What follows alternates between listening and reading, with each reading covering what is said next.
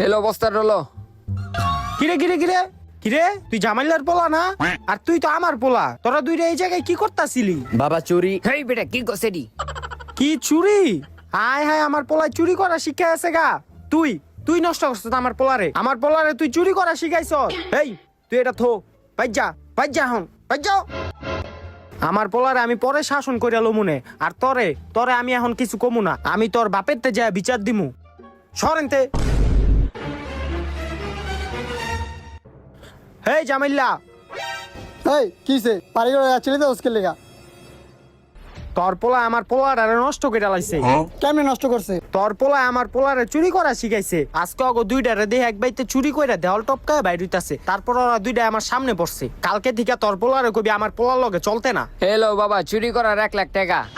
বাবা তুমি কারো কথা শুন না বন্ধুত্ব নষ্ট করবা না। কালকে থেকে তুমি আমার পোলারে